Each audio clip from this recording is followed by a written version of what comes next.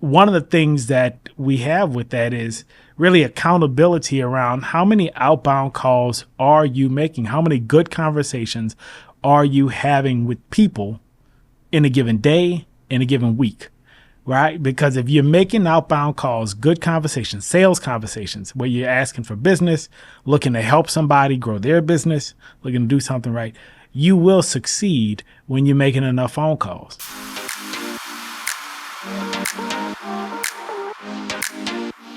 Welcome back to Good Better Broker as we bring in Gilbert Bennett. He is a mortgage loan originator with My Easy Mortgage, and he is based in Tampa, Florida. Gilbert, great to have you here. Man, great to be here. Glad to be back up here at United Wholesale.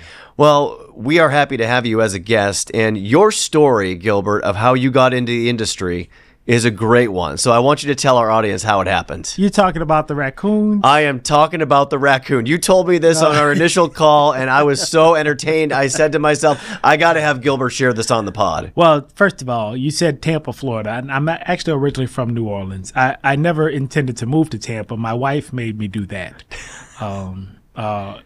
She took a job in Tampa. It was like, you coming with me.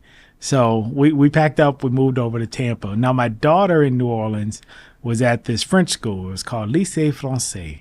And they basically only spoke to the children there in French. And so she was fluent in French at the time, 5 years old, kindergarten, pre-kindergarten, et cetera. And I got to Tampa and I needed to find a way to, maintain these language skills. I don't speak two languages. I feel like a dummy because I don't. And I wanted her to have the benefit of it. So I reached out to the French consulate in New Orleans. And they transferred me or told me to call the French consulate in Miami. And they told me to reach out to this commercial guy, the commercial real estate agent and lawyer, Jean-Jacques in Tampa, who told me, hey, man, come to this event. I know this lady. She teaches some French classes at the local university. She's an adjunct professor. She'll be able to get you a good tutor for your daughter. So I go to this networking event with FRAMCO, the French American Business Alliance. And I'm there to meet a lady. Her name's actually Gina, same as my wife. And I wind up running into Gina's husband and just striking up a conversation. He's like, are you from New Orleans? And I was like, oh, yeah. We got to talking about that. He loves New Orleans. I love people that love New Orleans, right? And so we were friends immediately. And, we'll go up to the bar to grab a drink, and he introduces me to his friend, a guy named Sam Wax, who is now my business partner with My Easy Mortgage. And Sam's talking about an event that he's recently been through where he had raccoons in his attic and they were tearing up the insulation on his H-duct vacs and all kind of messing stuff up, right? And so I asked him, I said, well, I didn't ask him anything. I said, well, man, when you get them, you got to cook them outside because you really can't cook raccoons in a house. They have this musky odor and it's real stinky. He's like, do what? Huh? I said, well, you're not just going to let them raccoons tear up your attic and not get nothing from them. Like, you got to get some sustenance, something. You can't just go release them to the wild. You catch them, cook them, kill them and eat them. Right. And he thought that was a little bit odd, but I don't know. We struck up a conversation there and he asked what I was doing in Tampa. Well, in New Orleans, I ran schools. And I left that job. I did operations for schools, not in academics, but facilities and grounds and management and saving money, focus more funds towards academics, right? Technology and all the rest. And I hadn't yet decided on a career to start in Tampa. I was considering doing some school consulting. But I also have been in love with kind of the real estate industry for a while, been an investor since 2007 in various homes, owned a lot of rental doors and thought, maybe I'll get into real estate. But I didn't want to be a real estate agent all that much because I hate driving, especially hate driving in Tampa. People don't know what they're doing on the road there. I know that's a complaint for everyone everywhere, but it's real pronounced in Tampa. And he's like, well, you should try mortgages. So anywho, he mentioned it. So I looked up the class. He suggested a person. I went and took the class probably that weekend or maybe the next weekend. And I went and took the test probably the week after that. And maybe about 3 weeks later, I called him. I was like, all right, I got a license. What do I do now? Because, if you take the mortgage class, it teaches you nothing about how to write a mortgage. It's more like, here's how you stay out of jail and don't lose your license in the future. Right. I have many, excuse me, I have many follow-up questions that I could ask you from that story. But the one that I'm going to ask is, what ended up happening with Sam's raccoons? Well, he didn't cook them and eat them. I don't think he... He didn't have it in him. No. I guess he let the trapper cook them in. I don't know. He got the trapper out there. He didn't follow up on it. I'm like, no jerky, no stew, nothing. Like you just gonna let him go. Huh? I mean, this story, Gilbert, you realize of how you got into the business has a little bit of everything. French-speaking schools, the French consulate, going to an event, meeting a woman who has the same name as your wife, meeting Sam, hearing about his raccoon problem, him telling you that you should get into mortgages, and lo and behold, here you are sitting across from me talking about your success as an MLO. Yeah. Well, it's a crazy world. What do they call it? Is that serendipitous? Serendipitous. Yes, okay. Absolutely. And it just shows that you never know what direction life's going to take you. And speaking of direction, you were just talking about your, let's just say, lack of love for driving. And when it comes to real estate, another aspect of that is not only do you have to drive, sometimes you have to drive other people. Yeah. In mortgages, you don't have to do that. No, you don't got to drive nobody nowhere. Right. And people complain about my driving anyway, because, there's a lot of bad drivers in Tampa, and I would count myself among them. It is what it is. I don't like it. So I'm not trying to be good at it. So your secret to success, Gilbert, is not driving. Your secret to success is calling people, talking to people on the phone, and you do this a lot. Why is this the approach that works for you? It's not even always just calling. Sometimes it's answering the phone when they call, which amazingly so many people don't do, right? They don't let them know, hey, I'll get back to you. They don't get back, right? I've been a part of a coaching program called the Core Training, and I think they are the #1 mortgage coaching program in the country. Rick Ruby is a fiery coach, but he is a firm believer in phone calls, not text messages, not emails, phone calls. Rick, I don't even think has a smartphone. He still carries around a flip phone because he said, hey, you can call me and leave me a voicemail and I can call you on this phone, and that's all I really need to do. If you got to talk to me, call me, right? And one of the things that we have with that is really accountability around how many outbound calls are you making? How many good conversations are you having with people in a given day, in a given week, right? Because if you're making outbound calls, good conversations, sales conversations, where you're asking for business, looking to help somebody grow their business, looking to do something right, you will succeed when you're making enough phone calls, right? If you answer the phone, if you talk to people, if you making outreach to clients, whether that's a call to say happy birthday, or a call to check in on an application, or a call because somebody sent you a text, hey, are you interested? I don't respond to my realtor's text messages with text messages most of the time. They get irritated. If they text me, I'm calling them. Why? I don't like, I like clear communication. And the most clear communication, if it ain't face-to-face, is us hearing each other's voices. Another thing that you told me when we were talking before the interview is that clients, especially in the mortgage business, want a clear explanation of what's going on. And it's probably very challenging to do that unless you actually hop on a phone call with them. Absolutely. I mean, I can't explain to you a disclosure via text message, right? Not without the most complicated, longest message out in the world.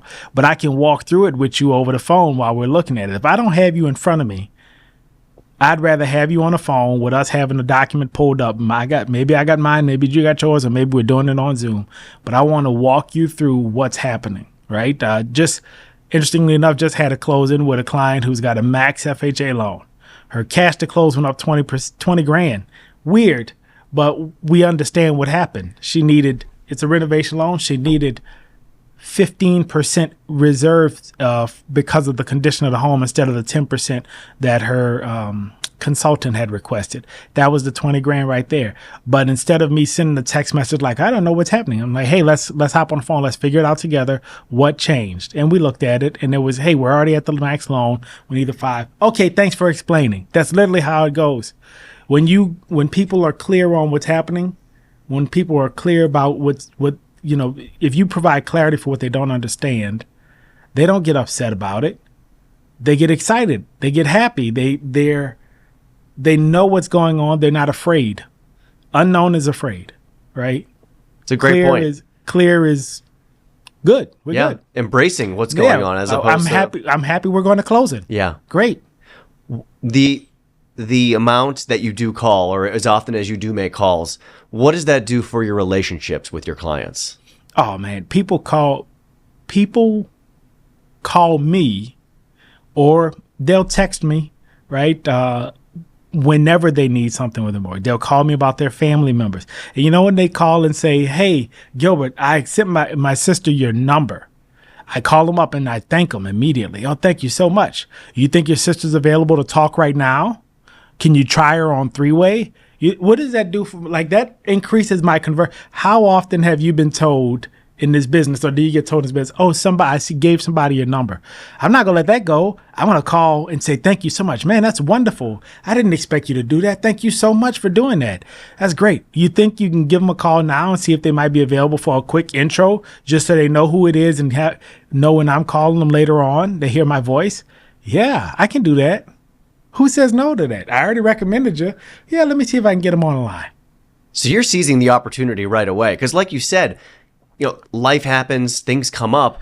As soon as you find out about that potential lead, you are on it. Yeah, let's call. Let's try to get on the phone. Or if they can't do it, hey, you want to put us on a group text and I'll call them. I'll leave a voicemail, even when I know they won't pick up. I'll leave a voicemail. And I subscribe to what your grandmother told you about calling people. I'm not calling nobody's house before 9 o'clock. I'm not calling you after 8 p.m. for an introduction, or 7 p.m. I'm not calling you at that time. I'm calling you at normal hours, probably between 9 a.m. and 6 or 7 p.m. I'm going to reach out via phone call. If I don't talk to you today, I'll talk to you tomorrow during those times, right? But I would also think that when you talk to somebody, multiple times during a transaction or even leading up to one, it allows them to get to know you better as a person and not just as the person who's working with them on this transaction. Right. Have you found that to be the case? Man, you can't find the similarities. People ask me, where you from? That's like a comic book. They hear me talking, where you from? Right? Or I hear them talking, where you from? I got a client from England right now. I heard her accent, I say, oh, Betty from England. Nah, it was just a joke, but she laughed. I'm not Betty. Her name is Joanne. But it's all right. It allows me to make a connection. Yeah, right? Absolutely. It's a conversation piece. I wouldn't have known she was from England originally if I didn't hear her voice and just did this over email or digital applications online. No, let's go through these numbers. And you know what I like to say when I don't know something and can't answer it? Hey, I don't know. Let me figure this out and give you a call back and we'll go through it together. Such a great approach. Yeah. Don't act like you know, or don't pretend that you know. Say, I will find out and get back with you. Immediately. Let me confirm this before I give you the wrong information. Tell me about staying on top of your past clients in some of those conversations. You mentioned wishing people happy birthday, but you take it to a completely different level. Man, listen, I probably get, 8 to 10 leads a month from making birthday calls. And I don't just make birthday calls. Like, I'm calling you. You answer the phone. I'm singing happy birthday to you. I am singing. When you answer, you go hear my song. Right? And that man, woman, doesn't matter. I'm singing. Some of them think it's weird. Some of them like, who is this? If they haven't saved my number. I'm like, hi. Now, if they ain't saved my number and ask who it is, I'm offended. I am offended. You didn't save my number. This is Gilbert Bennett. Save my number. I'm going to call you everywhere on your birthday. But so frequently, what happens when I make a birthday phone call or a loan anniversary phone call or, hey, I'm reaching out to invite you to this event type phone call, right? Is, oh, Gilbert, I've been meaning to call you. I got this flyer in the mail.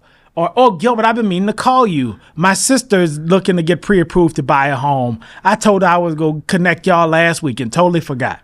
Oh, Gilbert, I've been meaning to call you. Like, this is a response that if I make 10 calls, I probably get that twice, right? And my 10 calls are rapport building. Rapport building. I quite often hear you the first person to sing to me today. I was thinking that when you were saying that, and it's kind of sad to think about this, but you might be the only person that actually did that for that person on their birthday. Yeah. And I recently heard one of my coaches, like, you know what? Call them the day before their birthday. Then you could for sure be the first person to wish them happy birthday. Smart. I'm like, I'm going to have to change my settings on how hard is that? I put the contact in my Google contacts and I put their birthday in there. Google tells me 7 days in advance that their birthday's coming up now. Right. But before that, I had the Outlook contacts. I have a CRM through Salesforce and Jungo. Right. And UWM also alerts me to their birthdays now. But whatever. It's very easy to get that. You have it from their application. So why would you miss that opportunity? We send a card. Right. We send a card. We actually send a card with a little $1 scratch off. People get excited about that. When I'm calling them, I can say, hey, did you get the card I sent? Remind them. If they didn't, oh man, do we have the wrong address for you? We didn't get it back in the mail. Well, we're going to send out another one, right? Maybe somebody took it. I did get that. I have gotten that a few times. Yeah, it was opened. Was there something supposed to be submitted? I said, oh, no, that's messed up. Your mail been robbed. Yeah, there was something in it. I'll send you another one. You were talking a few minutes ago about events, and there's a couple of signature events that you do, and you mentioned your affinity for your hometown of New Orleans. Absolutely. You got to tell about the Mardi Gras party. I just mentioned this. So I'm up here on the Bring a Realtor class, right? And one of the sessions in there, they're like, hey, what are some of the things you do? The lady was asking a realtor in the little breakout, how do we stay in touch with clients? And I said, man, I'm going to tell you, the simplest thing to do is throw an ice cream social. Like, that's the easiest thing. Who doesn't like ice cream? Free ice cream.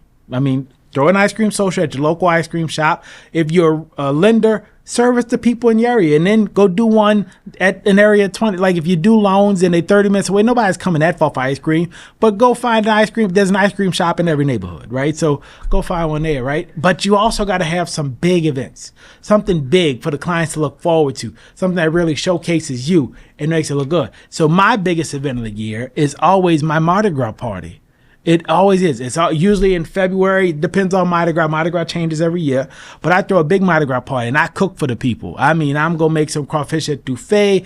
I might make some dirty rice, some jambalaya. This year, I actually had one of my clients. She has a catering company. She knows what she's doing. She made shrimp and grits for me. I let her make the dirty rice. I just made the etouffee. I made the red beans and rice, and I did a little grilling on the chicken. But I had over 100 people, over 100 past clients come by the house. They come to my house. But if I couldn't do it at my house, we used to do it at the neighborhood clubhouse. I'd rent out the clubhouse for $100 or whatever it costs for a couple hours.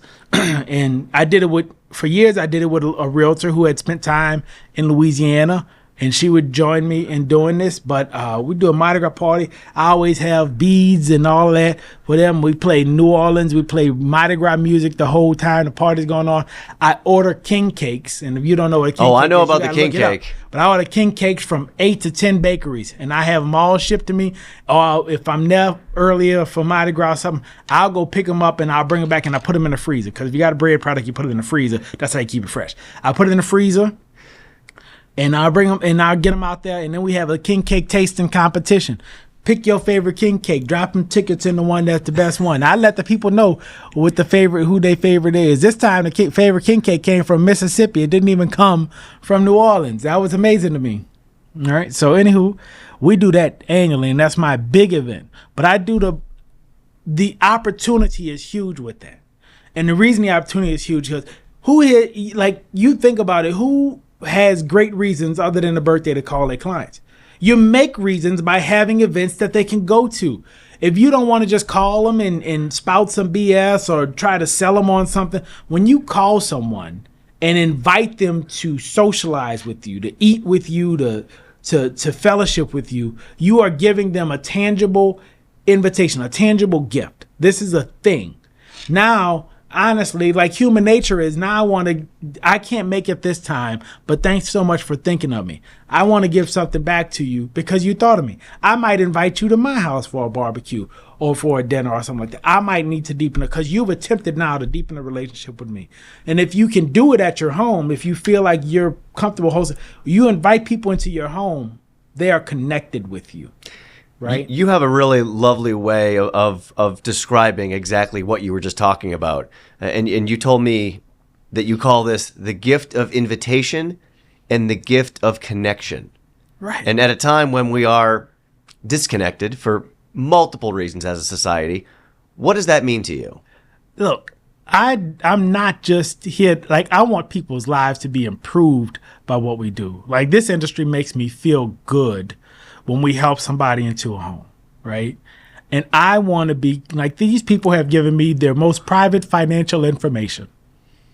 So we might not be best of friends, but we need to be connected. Like, there's no reason for me to lose the opportunity, especially when you're local, me to lose the opportunity to make a friend or make at least an associate that I'm comfortable with. Somebody, if you need advice about something money-wise or advice about somebody to repair, this provides me more opportunities to interact with you, but also more opportunities to help the people who maybe help me. My HVAC company and my roofer, and maybe you need to move and your realtor's retired. My realtor, maybe your cousin needs a house and you call me to get pre-approved, and now I can say to the realtor who gave you to me, hey, so-and-so's cousin is now pre-approved. You ready to take them out looking at homes? Right? Because a lot of times as lenders, we have a little bit more information on the client. Like, the realtor spent all that time with them up front. We got to establish that relationship by continuity and consistency over time. Right? And that, like you said, the gift of invitation, that gift of connection is, let's do something together. Let's eat together. Let's have merriment together, right? Like, let's do something together. Bring your family, meet my family, so that we are connected and we stay engaged with one another year after year. And I call you for your birthday, and you didn't make it to this year's Mardi Gras party, but you made it last year, and you go, I'm going to make it next year, Gilbert. I'm not going to miss it again. So, a couple things as we wrap up. Number one, my birthday's October 19th, so you can call me and sing happy birthday to me either on the 18th or the 19th, depending on where your strategy goes there. And number two, you got to let us know when this Mardi Gras party is next February, because me and the crew are coming down. We're coming down. I want a full sampling of the spread, all the Cajun food, the Creole, the King. We want it all, Gilbert. We're gonna come down there. We're gonna see what this Mardi Gras party is all about. Listen, y'all invited. You just have to bring the cameras, and we got to do a little marketing video for the future. I got sounds you. like a deal. I got you. Sounds like a great deal. Unlimited king cakes. Hey man, it was awesome getting to chat with you. I can see why people gravitate to you. You have such a great way about you. This like positive energy and that connection that you have with people. It truly shows in the conversations that you have. So keep up the great work, and we appreciate you joining us. Gilbert Bennett with My Easy Mortgage. Thank you for being here. Well, glad to be here. Thanks for the opportunity. Thank you for watching Good Better Broker and helping us support independent mortgage brokers everywhere. Be sure to subscribe to our YouTube channel to be notified about new videos, as well as your preferred podcast platform for a new episode every other Tuesday.